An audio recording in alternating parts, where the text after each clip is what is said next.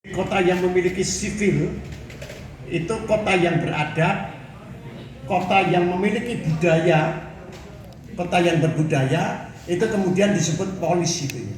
Polis. Karena itu ada istilah metropolis. Tapi jauh sebelumnya itu ada polis. Mungkin kalau di Jawa itu perdekan ya. Kota wilayah-wilayah yang merdeka. Nah, izinkan saya mengingatkan, karena polis itu adalah kota, maka yang menjaga kota itu agar tetap beradab, agar tetap memiliki budaya yang positif, itu ada penjaganya. Maka penjaganya dua. Penjaganya polisi kan, Pak. Ya, yang satu ada di sini, polisi gitu. Kan iki. Ya, polis karena itu yang menjaga keberadaban kota itu namanya polisi. Ketika kekuasaan siapa yang memimpin polis kota itu harus diatur begitu rupa, maka muncullah politik gitu. Jadi semuanya sebenarnya baik polisi maupun politik itu digunakan untuk mengatur menjadi wasit agar kota itu tetap berbudaya. Nah, saya kira inilah yang perlu kita ketahui. Pada mulanya begitu, tapi sekarang ya sudah karu-karuan.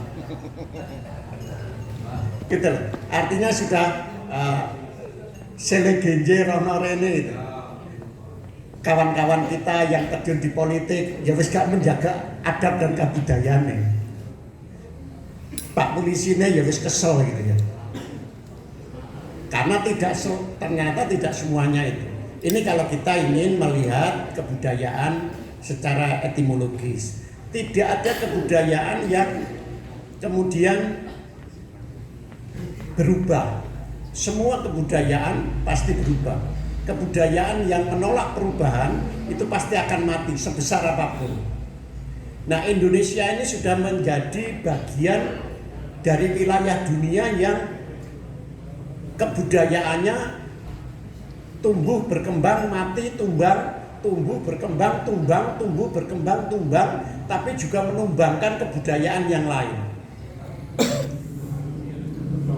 Menurut analisis kimiawi batuan-batuan, kita itu punya kebudayaan hebat di wilayah Sumatera, daerah Toba itu sekitar 2 juta tahun yang lalu. Itu paling hebat. Tapi ya hancur karena berbagai faktor. Faktor terbesar adalah alam. Selalu alam.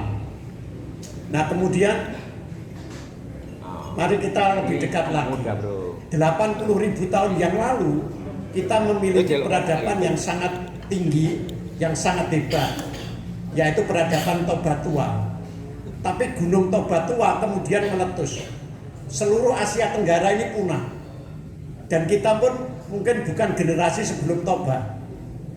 Karena 80.000 tahun yang lalu Gunung Toba Tua meletus, semua kehidupan hancur, bahkan Eropa mendingin dan sebagian besar makhluk hidup atau manusia di Eropa pun tumbang dan punah. Setelah itu baru tumbuh. Itu Toba Tua. Toba Tua itu akhirnya letusannya mendingin, karena bumi mendingin, akhirnya yang terakhir tidak meletus jadi Pulau Samosir itu. Gunung Danau Toba yang panjangnya 118 km. Jadi dawane loh, 89 mian. Blitar Surabaya itu sebenarnya kaldera Gunung Toba Tua yang tidak siap meletus. Nah, ini kemudian membentuk peradaban kita yang sekarang. Itu pun tidak silih berganti. Ini kalau kita melihat selalu saja ada perubahan. Nah, saya menyebut Toba Tua karena kebudayaan itu biasanya hancur bukan oleh tangan manusia, tapi oleh alam, di mana-mana oleh alam. Jadi 80.000 tahun yang lalu, peradaban Bojo Bima itu hancur, hilang karena letusan Gunung Tambora. Kemudian peradaban-peradaban di tempat kita termasuk Majapahit juga salah satunya alam sebenarnya, bukan ulah manusia. Dimanapun saya kira juga begitu. Kalau kita mau menengok mengapa ya kehebatan kebudayaan yang dipelajari Pak Lulut ini hancur juga. Misalnya Yunani, Romawi yang hebat, itu karena alam juga. Para hadirin kalau pergi ke kota tua, kota warisan Yunani abad ke-5 sebelum Masehi, Efesus itu, kira-kira Efesus itu koyok nanti ya, gubuk lakah ngadas lah. Kira-kira seperti di gubuk lakah ngadas itu hancur karena letusan 2 gunung. Meskipun sisa-sisanya masih ada sampai sekarang. Nah ini kebudayaan yang selalu silih berganti, dimanapun yang tidak mau berubah pasti akan diganti. Nah oleh karena itu kebudayaan tidak mengenal keaslian. Orisinalitas kebudayaan itu sebenarnya sangat bermasalah. Tetapi setiap kebudayaan dalam istilah modern itu otentik, memiliki otentisitas. Wayang Jawa itu ya khas. Jadi ini karena olahan-olahan setempat yang begitu bagusnya. Ini satu. Kasih ciri sedawa ya. Nah, kalau yang kedua dari pendekatan akademis, wis gak usah dieling-eling. Terlalu banyak ahli yang mengatakan mendefinisikan kebudayaan dan yang mereka anggap paling baik. Itu jumlahnya 280. Itu sing ahli terkenal di dunia ya. Turun ahli terkenal di Indonesia dan seterusnya. Jadi daripada ngeluh ya wis gak salah. Tapi intinya begini, ada dua cara akademis atau ilmiah orang-orang kampus, katanya pakar, apa-apa digawe sukar gitu. Tadi dikayangel angel. Sing barang gampang yang pertama tadi kan gampang, dikayangel gitu. Intinya mereka mendefinisikan kebudayaan adalah seluruh kompleksitas kehidupan kita yang telah kita hasilkan. Baik kita pikirkan, kita rasakan, dan kita lakukan. Itu kebudayaan. Sehingga kebudayaan itu gak jelas. Tidak ada yang tidak kebudayaan. Kabeh semuanya kebudayaan. Oleh karena itu menurut ilmunya Mas Bobi itu kebudayaan itu terdiri atas tujuh unsur universal, mulai agama, seni, bahasa, sastra, ekonomi, pengetahuan, wis kabeh wis. Terus sing gak kebudayaan apa gak ada? Semuanya kebudayaan. Di Indonesia itu dibawa oleh almarhum Profesor Kunchoro-Ningrat, memang begawan antropologi Indonesia. Itu tapi itu sekarang istilahnya mungkin pendekatan yang utuh ya, holistik tentang kebudayaan. Itu dari satu sisi. Jadi yang umum pun ada yang mendekati secara terperinci siji gitu. Nah, makanya kita ingat, ini langsung saja meloncat. Undang-Undang Pemajuan Kebudayaan. Kabeh gak kumanan lek digelemen. Dokter ya gak kumanan, ekonom gak kumanan, kudu awake dhewe kabeh sing ngurusi. Karena 10 objek pemajuan kebudayaan aja wis oke. Sopo pakai gak karuan. Sopo sing ngurusi agama tradisional. Iki para kiai, apa pendeta, apa awake dhewe. Jadi semuanya tuh bahasa. Nanti ahli-ahli bahasa marah-marah. Jadi 10, ada lagi olahraga tradisional. Nah, kalau itu kebudayaan maka kita juga yang harusnya mengurusi. Tapi mesti kok koni muring-muring. Lho iku jatahku rek, mbekku rek. Iku ahli olahraga itu. Kormi, apa itu kormi kok? Komite Olahraga Rakyat Rekreasi Masyarakat Indonesia. Lho itu jatahku itu. Lho itu kebudayaan ono nek objek pemajuan lho. Jadi gitu, karena kemudian semuanya, seluruh kompleksitas kehidupan kita disebut kebudayaan. Inilah yang disebut sering pendekatan umum atau holistik utuh, seluruhnya kebudayaan. Tidak ada yang bukan kebudayaan. Bahkan kemudian dijajar-jajar lagi. tadi ada pendekatan analitis yang membagi-bagi jadi 7 tadi. Sama undang-undang kebudayaan juga begitu, jadi 10. Ada lagi yang membagi menjadi yang sering disebut lapisan seperti bawah. Lapis yang paling atas sering disebut budaya material. Jadi kayak makan, kuliner, ekonomi, dodolan, itu ya kebudayaan. Namanya kebudayaan material. Kemudian teknologi, teknik, pertukangan, bangun, itu ya kebudayaan, sering disebut kebudayaan material. Nah kemudian lebih dalam lagi, sopan santun, tepo seliro, gugur gunung, gotong royong yang lain, itu juga disebut kebudayaan. Yang sering disebut dimensi sosial kebudayaan. Basa-basi, jagongan, petan-petan, itu ya kebudayaan. Rasa-rasa, justru di dalam buku Novel Yuval Harari, The Brief History of Humankind, itu disebutkan kebudayaan itu berkembang berkat gosip, berkat rasan-rasan dan jagongan. Karena itu, ini mumpung menceng ya, mumpung menceng. Karena itu menghadapi keruwetan kebudayaan sekarang, kita menjadi autis sosial, asik dengan dirinya sendiri. Jadi pergaulannya tambah luas, golek pacar cek wangele, golek bojo cek angele gitu. Itu ada seorang ahli komunikasi namanya Sherry Turkle mengusulkan resep untuk mengatasi kebuntuan komunikasi zaman serba digital ini adalah banyak-banyaklah rasan-rasan dan jagongan.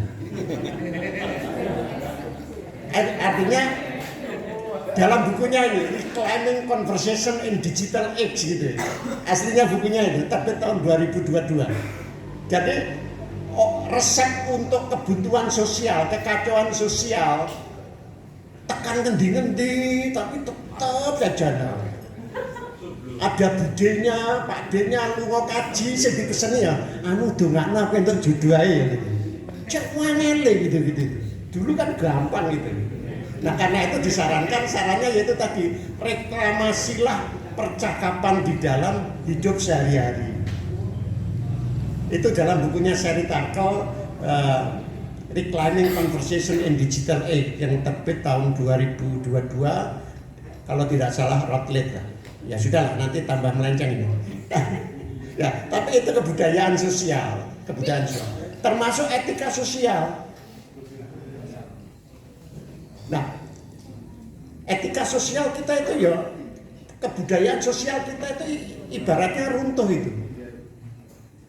Orang Indonesia itu, misalnya bagi saya itu, tempat paling berbahaya di muka bumi Indonesia ini jalan raya bagi saya. Wes medeni banget. Nah, karena apa? Ya karena etika sosialnya sudah nggak ada. Jadi unsur-unsur tepo seliro, santun sosial, pangerten, itu semuanya tidak ada. Ini di lapisan sosial. Baiklah, itu saja. Banyak yang urusan kita. Lalu ada lapisan yang paling tinggi, paling dalam, yang disebut lapisan simbolik. Nah, lapisan simbolik inilah tempatnya seni, mitos, pengeramatan tertentu itu di wilayah itu. Di dalam teori ini dia diakui manusia tidak dapat hidup tanpa simbol. Manusia tidak dapat hidup tanpa mitos dan tanpa yang disebut kosmologi, keyakinan, kepercayaan. Nah, karena itu mohon maaf, ini mungkin seloroh tapi yang mengungkapkan adalah tokoh terkenal di dunia, sejarawan dunia yang sekarang sedang jadi idola dunia ini kan Novel Yuval Harari. Hoax dan fake news atau kabar bohong yang kita percaya terus-menerus sebagai kenyataan, jangan-jangan 1000 tahun akan datang jadi agama. Karena pada dasarnya kita tidak bisa hidup tanpa mitos. Apapun selalu ada mitosnya. Karena itu kekeramatan selalu akan kita ciptakan, berubah-ubah. Ini dimensi simbol. Dimensi simbol itu isinya makna. Kita bermakna apa enggak? Kita mungkin di kota, di mall nggak bermakna, tapi di sini bermakna. Itu makna hidup. Dari makna-makna ini timbullah nilai. Kita mencari nilai, mengembangkan nilai, sopan santun, tata caranya dan seterusnya. Ini kebudayaan dalam arti yang lebih utuh akademis. Nah, biasanya ini semuanya disebut pendekatan umum kebudayaan. Ada pendekatan khusus yang menyebut hanya dimensi simbolik saja, hanya simbol-simbol saja yang disebut kebudayaan. Yang selain itu tidak disebut kebudayaan. Nah, karena itu sering ada kebudayaan dan masyarakat, kebudayaan dan teknologi, kebudayaan dan ekonomi. Pasti yang bersangkutan mengartikan, memaknai kebudayaan sebagai sistem simbol tadi. Sistem simbol tadi isinya mitos, isinya kosmos ya, keteraturan yang diyakini. Oleh karena itu ada yang percaya, silakan kalau yang tidak percaya, selamanya semodern apapun, semaju apapun, setinggi apapun pendidikannya, sekolah dimanapun, mau di Eropa, di Amerika, mitos itu tidak pernah akan hilang. Mitos, mitologi tetap akan lestari. Kalau ada mitos yang mulai diragukan, mesti akan muncul mitos baru. Misalnya kita Ki Ageng Gribek tidak dimitoskan lagi, kok mesti muncul Nehian? Ya segitu. Siapa tahu misalnya 10 atau bukan 1 abad lagi, Kedung Monggo tidak lagi, jangan-jangan yang dimitoskan Pak Soleh gitu, bisa lah gitu, bisa saja. Jadi karena orang tidak bisa hidup dalam mitos. Dalam mitos itu yang penting bukan benar tidaknya, tapi manjur apa tidaknya. Misalnya kok makame Sunan Kalijogo wakeh bener sing ndi, nggak penting. Yang penting efektif apa enggak, membuat kita bersatu bersama, percaya memiliki arah apa tidak. 350 tahun penjajahan Belanda itu salah itu menurut sejarah. Belanda hanya menjajah kita 140 tahun sejak 1800. Karena yang sebelumnya adalah VOC. VOC itu ya seperti perusahaannya Lim Swee Leong kan, seperti gudang garam gitu. Tapi kita menyatukan, pokoknya londo gitu. Padahal Belanda itu juga dijajah, sempat dijajah oleh berbagai bangsa. Misalnya Prancis ya, Prancis pernah menjajah Belanda. Karena itu sering kebudayaan itu tidak urut, kadang-kadang seperti meteor jatuh. Orang mungkin bingung, kok ada Napoleon Bonaparte pasukannya di Jawa ini, kenapa ya? Katanya penjajahan Belanda, Prancis tidak menjajah Indonesia. Kita lupa bahwa Prancis pernah menjajah Belanda ketika zaman Napoleon Bonaparte. Nah, akhirnya Belanda yang menjajah Indonesia jadi satu, diurusi mereka. Itulah sebabnya banyak serdadu pasukan Napoleon Bonaparte ada juga di Indonesia. Ada teknologi militer yang juga masuk ke Indonesia. Jadi sering tidak urut begitu, tidak seperti gelombang. Nah, ini budayaan. Jadi tidak usah khawatir. Teman-teman ini yang mengeramatkan sesuatu pasti silih berganti. Itu saya kira universal. Menurut saya universal. Izinkan saya agak bercerita pribadi. Saya pikir sing percaya Banyu Perwitosari Jawa tok. Wah, kok lek raup, lek kungkum dadi nom terus, lek raup dadi ayu terus, gandeng terus. Tak pikir itu ya gitu. Tapi ternyata enggak, menurut saya seluruh dunia orang yang kita anggap modern gitu. Satu ketika saya menyenangkan istri, Saya ajak pergi jauh sampai ke warisan-warisan Yunani dan Romawi. Sampailah kemudian di keputrennya, konon menjadi keputren tempat mandinya ratu paling hebat di dunia, Cleopatra. Ada memang kolam renangnya yang, ternyata orang dari seluruh dunia ya percaya, ya adus kungkum di situ. Cuman saya aja nggak berani, bisa digibeng bojoku lho. Oh melak-melak ya gak usah. Tapi ada satu, kalau misalnya di Taman Sari itu kan raupan, kalau di Ampel itu kan ada digentong tuh gini. Nah itu enggak. Di konon keputrennya Cleopatra itu ada air yang sudah dibuat sumur pompa begitu, antri baris puluhan meter. Termasuk aku akhirnya ngumpul ini kayak bojoku itu. Kok ya percaya ya? Jadi begitulah sebenarnya hal-hal yang kita sebut tidak masuk akal, supranatural, sebagai bagian dari mitos itu tetap ada, dan itulah kebudayaan. Nah, ada orang-orang ahli-ahli yang menempatkan kebudayaan hanya pada sistem simbolik. Tidak ada makhluk lain selain manusia yang bisa membuat dan mengubah sistem simbol itu, kecuali manusia.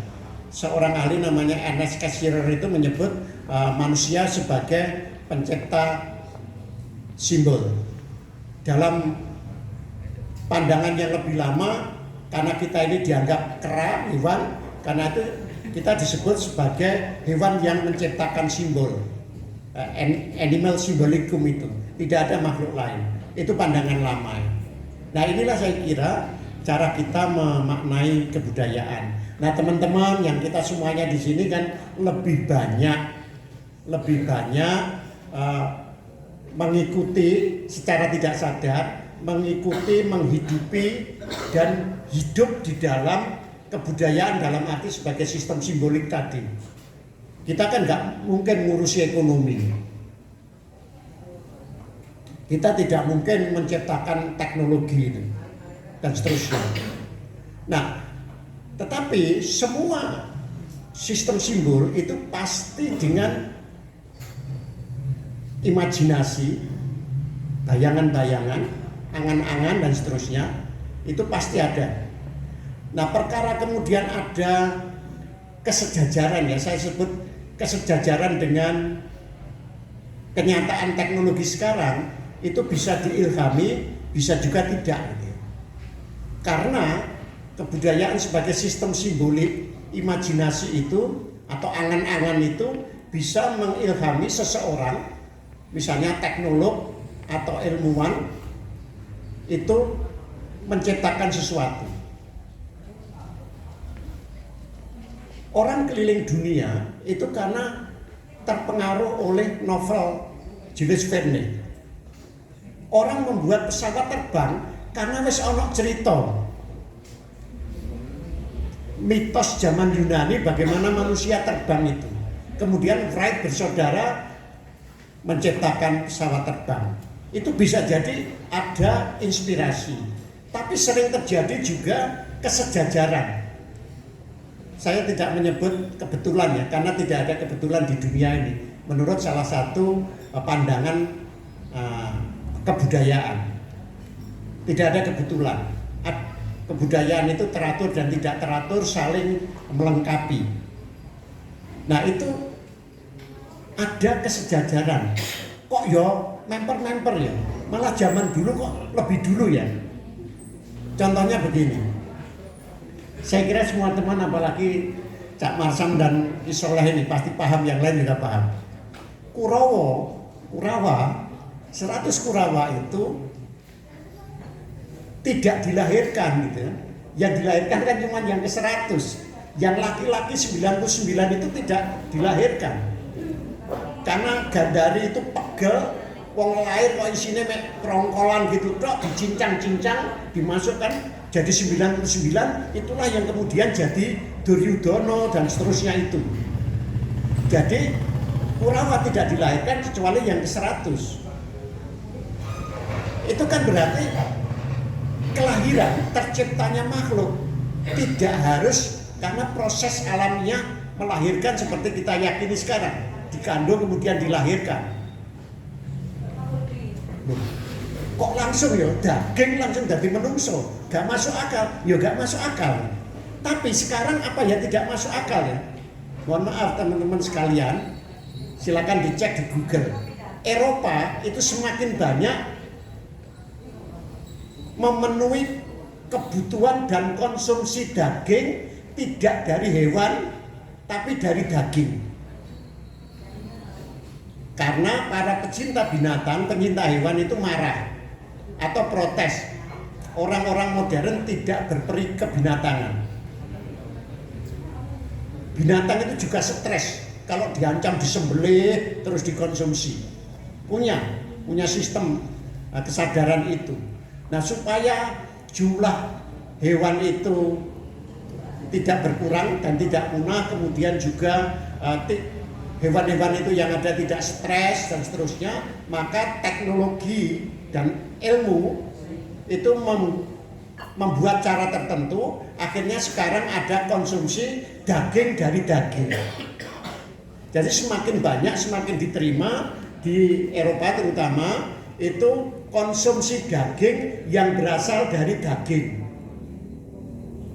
Loh, lah podo koyo ceritanya Kurawa lah nih. Wah, Kurawa sekian ribu tahun yang lalu. Karena Mahabharata itu sudah dibuat cerita lisannya abad ke-8 9 sebelum Masehi sudah ada.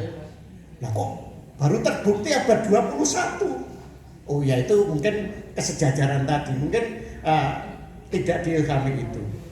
Tetapi sekarang sudah bisa dengan sains dan teknologi. Nah baiklah, nanti terlalu panjang. Terakhir, teman-teman sekalian, kebudayaan itu silih berganti. Siapa yang memegang dan menguasai?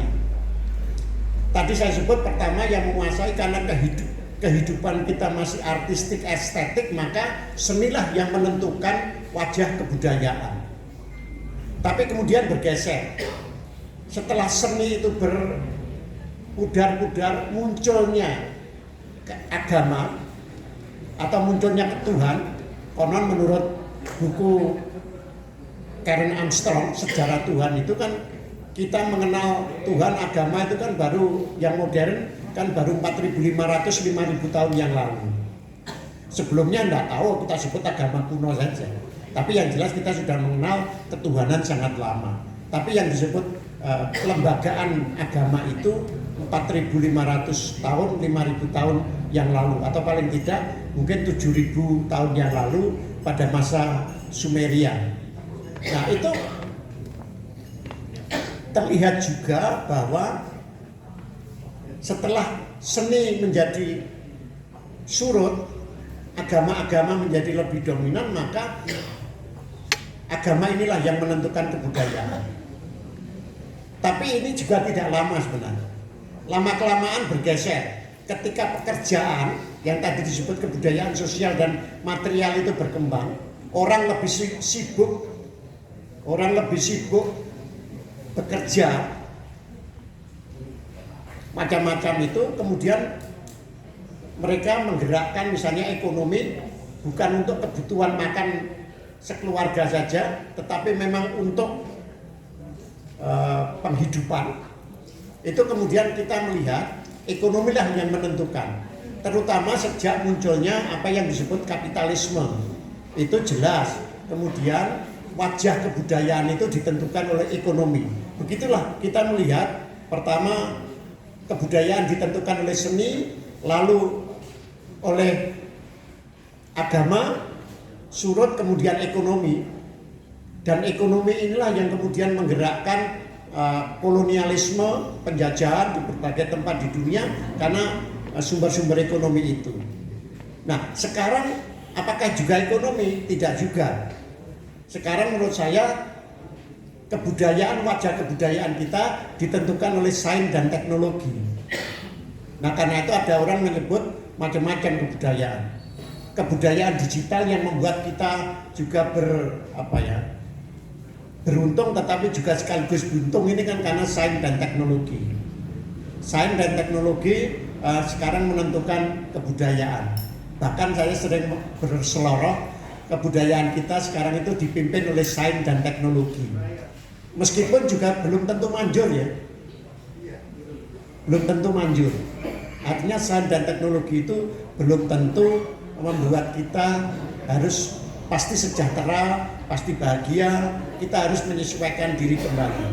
Nah, karena itulah saya kira kita harus waspada perubahan-perubahan ini agar kebudayaan itu tetap lestari.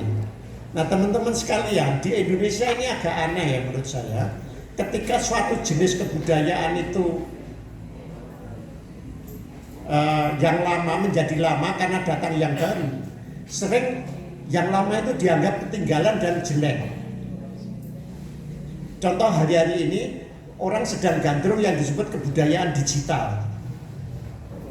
Kemudian kebudayaan sebelum ini dianggap tidak baik, dianggap ketinggalan, dianggap sudah kuno.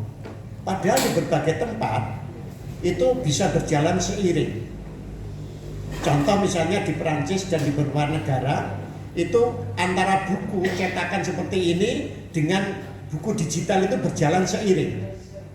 Nah mestinya ini kita kan seiring, acara-acara ini digital juga seiring. Tapi sering juga kita anggap kemudian itu jelek, rusak, kemudian kita tinggalkan, kita memasuki yang baru dan kita bingung di dalamnya. Pada masa pandemi kita sudah merasakan itu betapa bingungnya kita. Inilah saya kira makna kita berbudaya.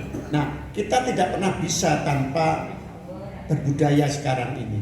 Karena kita tidak mungkin lagi hidup di zaman sebelum katakanlah pra kebudayaan pertanian tadi. Kita tidak mungkin kembali ke kebudayaan berladang, kebudayaan merambah, berkeliling, berpindah-pindah tidak mungkin lagi karena sistemnya sudah beda. Kita tidak punya hutan adat lagi. Kalau punya hutan adat kan kita keliling kemana saja boleh. Nah kita sekarang, mohon maaf ini, teman kita Madura saja begitu di pinggir jalan, ini punya Tuhan, dianggap salah itu. Loh ini tanah-tanahnya Tuhan, kenapa harus saya pindah? Tidak bisa, karena ada konsep gak milik. Nah ini, jadi kita tidak mungkin kembali ke yang lama sepenuhnya, kita harus beradaptasi. Nah saya kira kesenian-kesenian yang kita hidupi ini juga harus beradaptasi juga. Jadi kalau ingin wayang semalam suntuk ya tentu berat, kita harus mencari waktu-waktu tertentu. Yang lain ya harus kompromi, bukan kompromi tapi ya tawar-menawar mana yang paling baik. Mungkin pada hari libur pertunjukan wayang itu yang semalam suntuk itu. Kan sekarang makin banyak cuti bersama misalnya para pekerja itu. Nah itu difulkan untuk pertunjukan-pertunjukan itu. Intinya gitu. Nah itu saya kira catatan yang penting. Catatan yang kedua, kebudayaan sekarang itu setelah digital itu kita merasa sedang kelelahan gitu ya. Kelelahan kebudayaan. Saya ingin menyebut kelelahan kebudayaan, berkebudayaan modern tadi. Nah sekarang mulai muncul lagi waktu-waktu luang. Jadi waktu luang, pemanfaatan waktu luang menciptakan waktu luang itu. Banyak. Sekarang bekerja itu, orang kerja itu makin dikurangi durasi waktunya. Sekolah juga begitu, untuk memberi kesempatan orang memiliki waktu luang untuk macam-macam lah. Perkara namanya healing, terserah saja, wisata dan seterusnya silakan. Sekarang itu ya kemudian semuanya jadi waktu luang loh. Setelah ada vacation, vakansi, tiba-tiba sekarang juga ada staycation ya, alias doprok turun di rumah ya. Jadi memang orang selalu menciptakan tradisi-tradisi baru. Nah, mungkin catatan yang terakhir ini, kita sekarang terbiasa mendengarkan istilah kebudayaan massal, kebudayaan populer, dan kebudayaan adiluhung. Nah ini Ki Soleh, Cak Marsam dan lain-lain, kita semuanya ini selalu percaya kebudayaan adiluhung.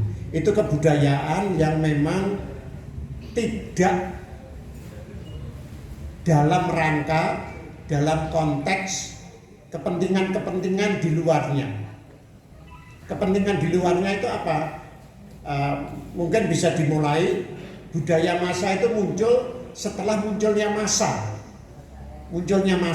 Massa itu adalah kerumunan yang tidak mengenal etika bersama, tidak saling mengenal.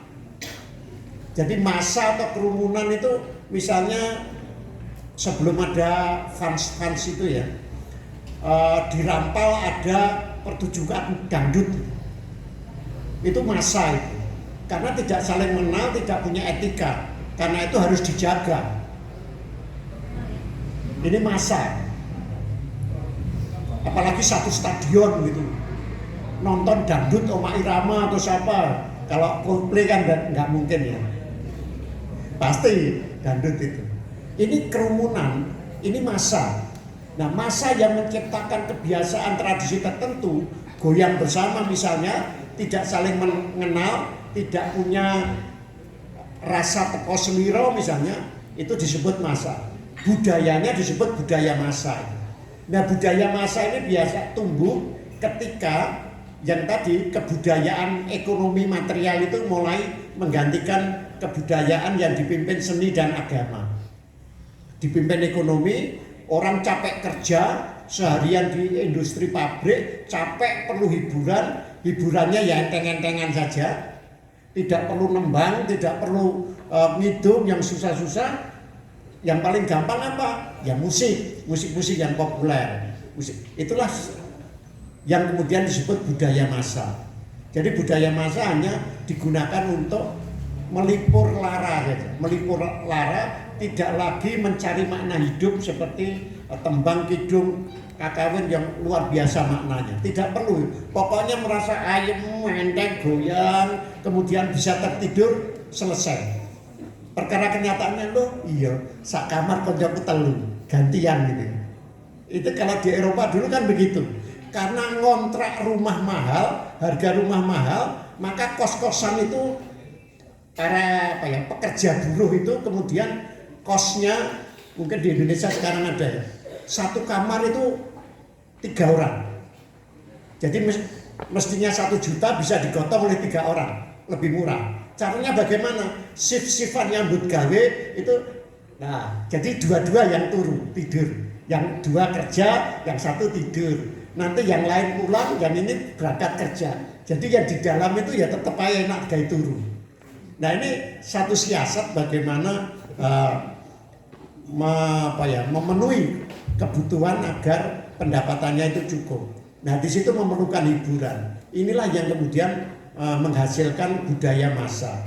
Budaya massa ini kemudian pokoknya iso itu kalau musik pokoknya joget terus tanteng kalau perlu chordnya itu 1 2 A B kayak Mbah Surip almarhum lah gitu. Tidur lagi itu aja. Jadi tidak perlu rumit-rumit.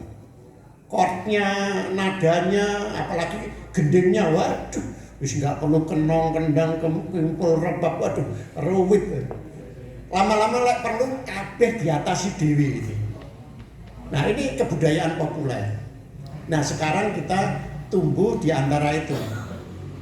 Nah bahkan mungkin ya, sekarang ini yang lebih dianggap wakil sah kebudayaan itu ya kebudayaan massa dan kebudayaan populer itu.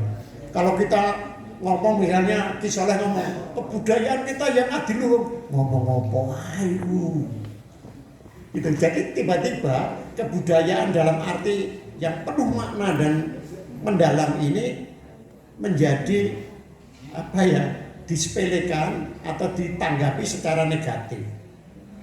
Budaya populer dan budaya massa pada zaman digital itu makin menjadi-jadi sekarang ini. Budaya massa dan budaya populer itu dulu tidak perlu maknanya dalam-dalam. Gak perlu Ana kidung rumaksa ing wengi teguh. Wah, maknane apa to? Ora penting. Kalau perlu setelah menikmati lupa, dilupakan. Nah ini sekarang hanya untuk melipur lara saja. Bahkan sekarang kecenderungannya karena melipur hati tidak perlu dalam-dalam. Orang sering menyebut sekarang itu zaman kebudayaan yang memuja kedangkalan. Nah mungkin kita semua ini yang aneh, masih memuja kedalaman dan ketinggian. Ini termasuk yang aneh. Mungkin saya juga termasuk aneh, kok ya gelem ngomong ini. Atau nuwun ya kembali.